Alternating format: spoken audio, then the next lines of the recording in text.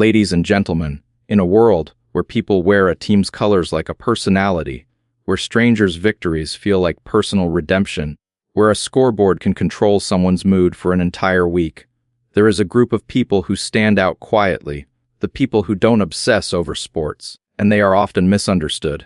They get labeled as boring, disconnected, or not fun. But psychology tells a different story. Not obsessing over sports can reveal identity strength, emotional regulation, attention discipline, and a mind that refuses to rent its peace to entertainment. People who don't obsess over sports often reveal a psychological trait that is quietly powerful: identity independence. This means their sense of self is not glued to a team, a logo, or a scoreboard. They don't borrow meaning from an external tribe to feel important. They don't need a jersey to feel like they belong. They may watch a match, enjoy the skill, respect the athletes, even feel excitement in the moment, but they do not merge their self-worth with the outcome. Their personality does not rise and fall with wins and losses. And that difference is not small. It reflects a stronger internal identity structure. Identity independence usually forms when a person builds self-worth from ownership. Ownership of choices, habits, skills, responsibilities, values, and long-term goals. Instead of saying, "My team is winning, so I feel powerful," they say, "My life is improving, so I feel proud." Instead of needing a public collective victory, they focus on personal progress. Psychologically, this is an internal locus of control, the belief that my actions matter more than external events. People with a stronger internal locus tend to feel more stable, because their confidence comes from what they can influence, not from what they can only watch. In sports obsession, identity can become fused. The team becomes us, the opponent becomes them, and the result becomes personal. That fusion can be fun, but it can also be risky. When identity fuses with something outside you, your emotional state becomes fragile, because you're handing your peace to an outcome you can't control. A loss can feel like humiliation. A win can feel like validation. The person isn't just enjoying entertainment, they are using entertainment to regulate self-esteem. And when self-esteem is regulated externally, it becomes unstable.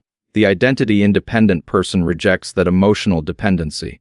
They don't need the borrowed pride of, "We won," when they didn't train, sweat, sacrifice, or step onto the field. This isn't disrespect, it's psychological clarity. They can admire greatness without claiming it. They can celebrate skill without attaching their ego to it. They can enjoy a game without making it their identity badge. This is similar to how emotionally mature people enjoy relationships. They love deeply, but they don't lose themselves. Identity independence means, I can care, but I will not disappear into what I care about. This trait also shows up in how they handle belonging.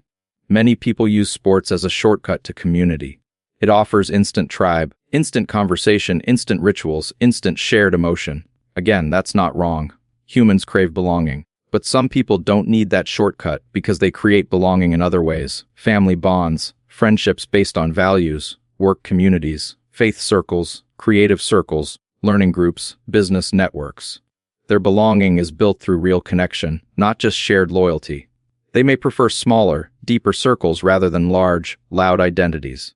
And because they don't rely on a tribe for self-worth, they can be alone without feeling lesser. Identity independence also protects a person from social pressure. In many cultures, sports obsession is treated like a normal expectation, especially for men. If you're not into matches, people assume you're strange. Why don't you watch? Which team do you support? How can you not care? The identity-independent person can tolerate that discomfort. They don't reshape themselves just to fit in. They don't perform interest to avoid judgment. This is a big psychological advantage, because the ability to resist social pressure is the ability to stay aligned with yourself. When you don't need approval, you can make better decisions. You can choose what's true for you, not what's popular. Another sign of identity independence is emotional stability. Because their identity isn't fused, they don't feel compelled to argue, defend, or fight over sports opinions. They can disagree without feeling attacked. They can hear trash talk without feeling insulted. They don't take it personally, because it isn't personal to them. Their ego isn't inside the team. This is why they often appear calmer, less reactive, and less drawn to rivalry. Their nervous system isn't being triggered by tribal conflict. This keynote doesn't mean identity-independent people are superior. It means they have a different psychological structure. They find meaning in places that produce direct returns. They prefer self-built pride over borrowed pride. They enjoy entertainment without letting it decide their worth. And that is the deeper point. When your identity is independent, you can enjoy things freely. You can watch a match without needing it to validate you. You can celebrate without needing it to rescue your mood. You can admire without needing to merge. You can be part of culture without being controlled by it. The strongest form of confidence is not loud passion. It is quiet ownership. It is knowing who you are even when the crowd is cheering for something else. It is having enough internal identity that you don't need to attach your ego to an external scoreboard. That is what identity independence looks like: stable self-worth, stable belonging, stable emotional direction, built from inside, not borrowed from outside. People who don't obsess over sports often protect something most people give away without noticing: emotional freedom. Emotional freedom means your mood is not rented to an external outcome. Your peace is not hostage to a scoreboard. Your sleep is not sacrificed to a match you can't influence. Your relationships are not damaged by rage over a team's loss. This is not about being serious or cold. It is about refusing emotional dependency on something outside your control. For many fans, sports is not just entertainment. It becomes emotional regulation. The match becomes a dopamine source, a stress outlet, a belonging ritual, and a way to feel alive. Again, none of this is automatically unhealthy. Enjoying excitement is human. The issue begins when the emotional investment becomes so strong that a person's internal state is controlled by a game result. If a win makes them feel powerful, and a loss makes them feel worthless, then the sport is no longer a hobby, it is a mood system. Their nervous system starts living on external triggers: up and down, high and low, victory and collapse. The person who doesn't obsess usually sees this clearly, even if they can't explain it in psychology terms. They sense the cost. They notice people arguing like it's war, insulting each other, losing respect for friends, staying angry for hours, ruining family gatherings, using sports as an excuse to drink too much, stay up too late, or act aggressive. They notice how easy it is to get pulled into tribal emotion, where my side becomes a part of the ego. And they step back, not because they are above anyone, but because they prefer stability. They prefer to own their emotions, rather than outsource them. Emotional freedom is closely tied to self-control. The mind wants stimulation. The brain loves drama, competition, and uncertainty because these trigger adrenaline and dopamine. Sports provides a perfect package for this: suspense, rivalry, unpredictable outcomes, high stakes, shared emotion. That's why it can become addictive.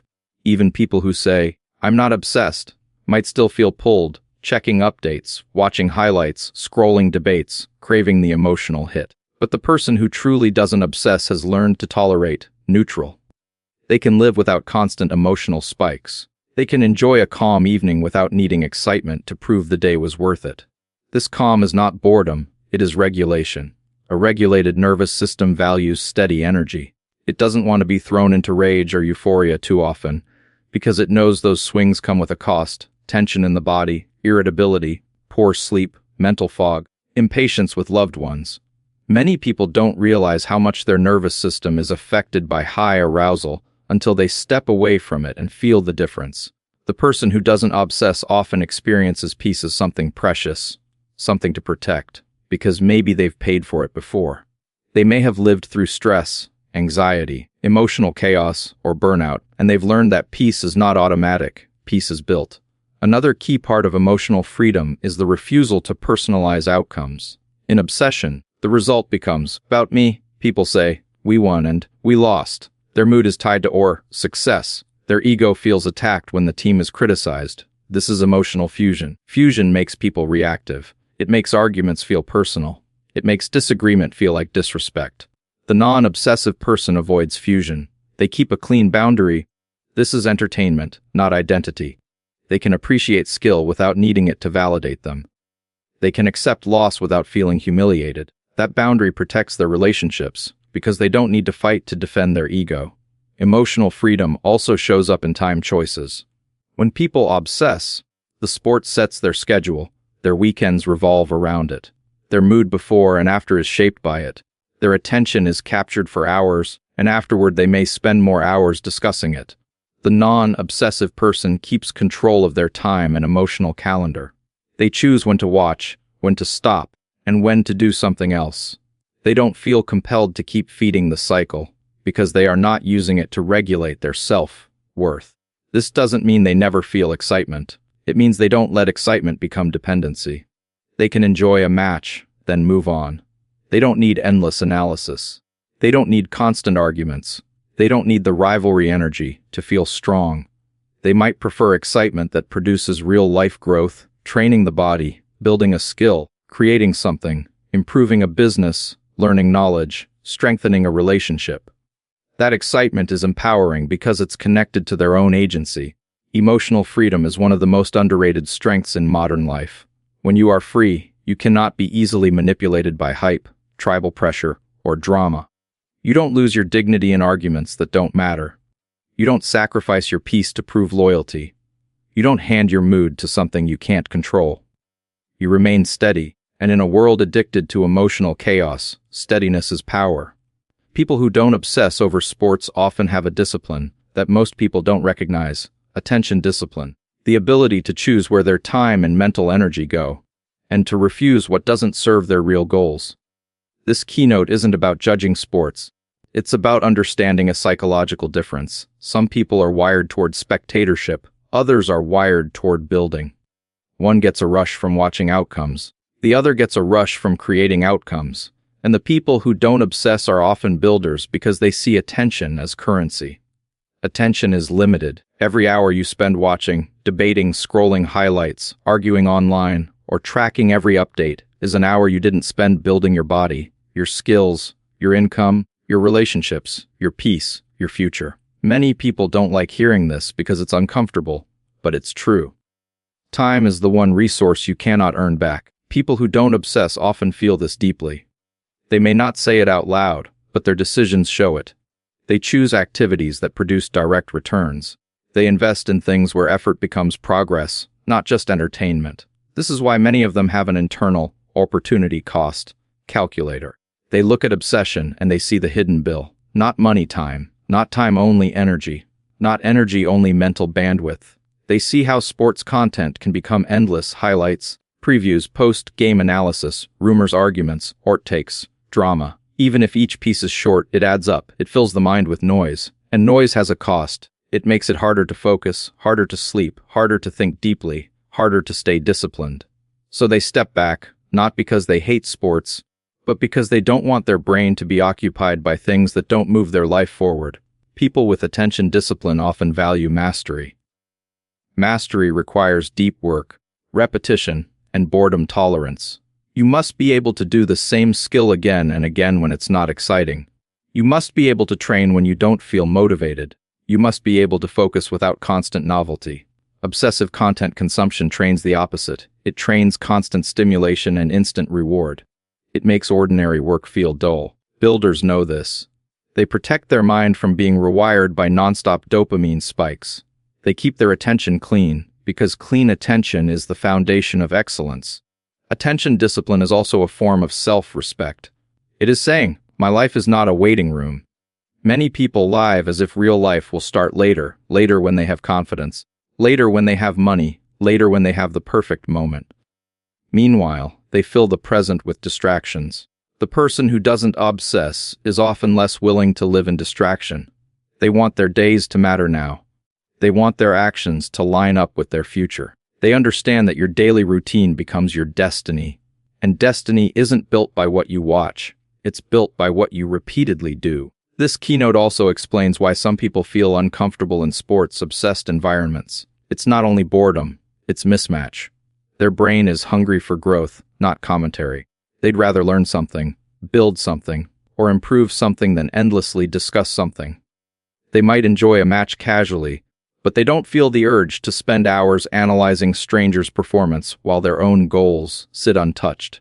They don't want to argue about who is the greatest when they could be working on becoming great in their own field. Again, this is not superiority, it is direction. People with attention discipline often have stronger internal motivation. They are driven by personal projects, personal standards, and personal values. Their excitement comes from progress they can control. They like activities where effort changes outcomes. This is psychologically satisfying because it strengthens agency, the feeling, I can influence my life. Agency reduces anxiety because helplessness creates anxiety. When you invest your attention in things you control, you feel stronger. When you invest your attention in outcomes you can't control, you may feel entertained, but you don't necessarily feel empowered. Builders choose empowerment. Another part of this keynote is emotional efficiency. Obsessing over sports often brings emotional highs and lows, anger, rivalry, disappointment, obsessional thinking. That emotional turbulence is tiring. It creates mental clutter. The person who doesn't obsess often wants their emotional energy for real life, family, goals, health, relationships, work. They don't want to spend intense emotions on something that will not change their real circumstances. So they keep sports in the correct place. Entertainment, not identity, not life purpose, not emotional control center. Attention discipline doesn't mean you never relax. It means relaxation is chosen, not compulsive. It means entertainment is a tool, not a trap. The person can enjoy a match, then stop. They can have fun, then move on. They are not pulled back repeatedly by craving, drama, or tribal pressure. They remain the decision maker. That is the core of discipline, ownership over your attention. So when someone doesn't obsess over sports, it can reflect a powerful mental structure. They understand opportunity cost, they protect focus, they prefer mastery over noise, they invest in agency, and they choose to build a life they're proud of rather than borrow pride from a scoreboard. People who don't obsess over sports often have a nervous system preference that shapes almost everything about their lifestyle. They prefer calm over emotional chaos. This is not about being soft or serious. It's about how their body processes stimulation, stress, and emotional intensity. For some people, the highs and lows of sports culture feel exciting. They love the adrenaline, the suspense, the shouting, the rivalry. For others, that same intensity feels draining. Their nervous system doesn't experience it as fun. It experiences it as overload. And once you understand that, you stop mislabeling them as boring and start recognizing them as regulated. Sports obsession can create repeated emotional spikes, anticipation, tension, anger, euphoria, disappointment. Those spikes don't just stay in the mind, they live in the body. Heart rate changes, breathing changes, muscles tighten, stress hormones rise. You might not notice it if you're used to it, but your nervous system does. Some people enjoy that arousal. Others feel exhausted afterward, like their body just ran a race without moving. So they avoid obsession because they know the cost. They prefer a baseline that feels steady. They protect their sleep, their mood, their patience, their relationships. They've learned that being charged up all the time is not strength, it's strain. Many people who prefer calm have high emotional sensitivity. They pick up tension quickly. They can feel the aggression in a room. They notice sarcasm, hostility, and competitive energy even when others call it just jokes. In sports spaces, especially highly competitive fandom spaces, the energy can shift fast, people argue, insult, provoke, and the emotional climate becomes heated. A calm, preferring person may not want to live inside that climate. It's not because they can't handle disagreement, it's because they don't want to pay the emotional price. Their mind performs better in peace. Their creativity rises in calm. Their clarity increases in quiet. They don't want their nervous system constantly activated by something that does not improve their real life. Another layer is that sports obsession can invite toxic tribalism. Obsessing. Tribal identity triggers the nervous system because it activates threat detection. The brain begins to categorize friend or enemy, loyal or disloyal, respect or disrespect. This can be thrilling, but it can also bring hostility, online fights, real-world conflicts, and constant irritability. Some people simply reject that mode. They don't like the feeling of being pulled into rivalry. They don't like the emotional heat of constant competition. They prefer relationships based on calm respect, not heated loyalty tests. This is emotional maturity, the ability to stay connected to people without needing an enemy to feel united. Calm, preferring people also tend to value inner stability more than external excitement. External excitement is temporary. It rises, peaks, and crashes. Inner stability is sustainable. It supports long-term health. It supports better decision-making. It supports deeper relationships. When you live in constant emotional intensity, you often become reactive. You speak faster, judge quicker, sleep worse, get irritated easier. Calm, preferring people often want to be the opposite of that. They want to respond, not react. They want to think, not just feel. They want to remain steady when others are loud. That steadiness becomes their strength, And it's often why they don't obsess over activities that create unnecessary emotional turbulence. Some of them may have learned this preference through experience. Maybe they used to get pulled into obsession and noticed it harmed them. They noticed they lost sleep watching late matches. They noticed they argued with friends. They noticed their mood became dependent on results. They noticed they were irritable, distracted, and wasting time. And at some point they made a decision. I don't want this controlling me. That decision is self-awareness. It's the ability to observe your own nervous system and choose what protects it. Not everyone has that skill. Many people continue habits that drain them because it's normal in their culture. The calm, preferring person breaks that pattern. This keynote also connects to mental health. People who already carry stress, anxiety, work pressure, family responsibilities, or emotional load often have less capacity for extra intensity. Their nervous system is already working hard, so they choose calm entertainment, calm routines, calm environments. They might prefer reading, learning, walking, fitness, quiet music, family time, hobbies that restore rather than rev up. That doesn't make them disconnected, it makes them strategic. They know that adding more adrenaline on top of a stressed nervous system is like adding fuel to a fire. It's important to say, preferring calm doesn't mean they hate sports. Many enjoy the skill and beauty of the game, but they keep it light. They might watch occasionally, appreciate athletes, enjoy a big event, then move on. They don't camp in the drama. They don't live in the rivalry. They don't let it occupy their mind. They keep their internal climate stable. So when someone doesn't obsess over sports, it can be a sign that they value nervous system peace. They protect their baseline. They avoid unnecessary emotional spikes. They refuse toxic tribal tension. They choose stability over chaos. And in a world that glorifies constant stimulation, choosing calm is not weakness. It is self-control, and self-control is one of the strongest psychological advantages a person can have. People who don't obsess over sports often seek belonging and meaning through values and purpose rather than tribal rivalry, and this is one of the strongest psychological distinctions behind their behavior. Sports fandom can create instant community, instant shared identity, instant us. And for many people that's genuinely positive. But the person who doesn't obsess often has a different blueprint for connection. They don't need an enemy team to feel bonded. They don't need a shared rivalry to feel alive. They prefer belonging that is built through character, shared principles, and real life contribution, because for them, meaning is something you live, not something you chant. Tribal rivalry can be emotionally powerful because it activates a simple psychological mechanism, identity through contrast. We are this because we are not that. It creates a clear in-group and out-group, and the brain likes that because it reduces complexity. It tells you who to stand with, who to compete against, who to celebrate, who to blame.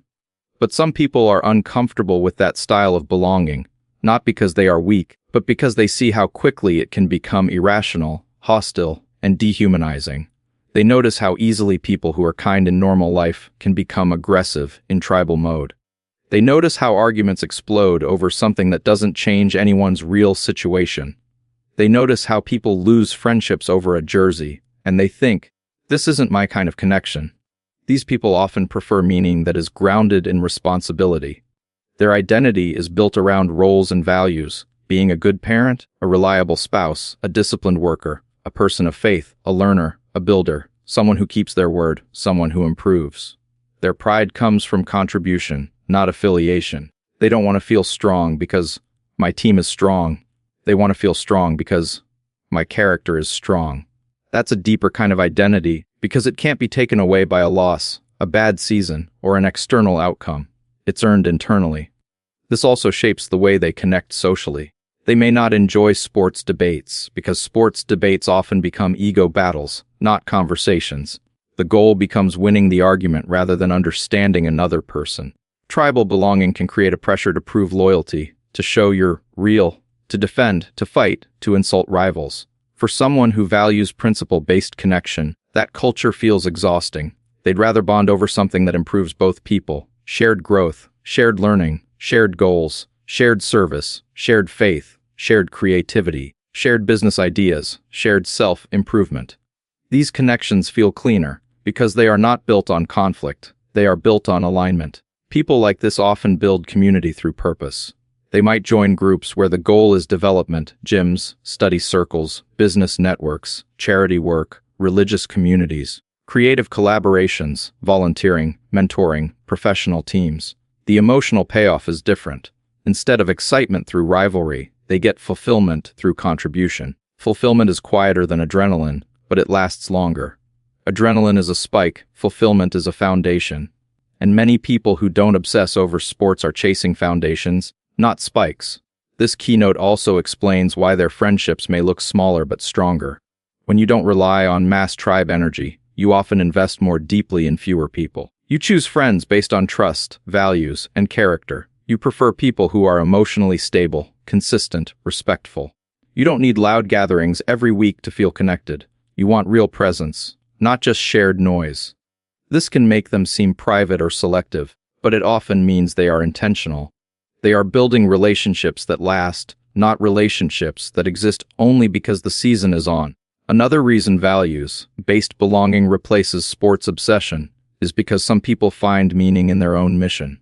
When you have a personal mission, a goal you're building, a family you're supporting, a business you're growing, a craft you're mastering, your mind is already occupied with something that gives you identity.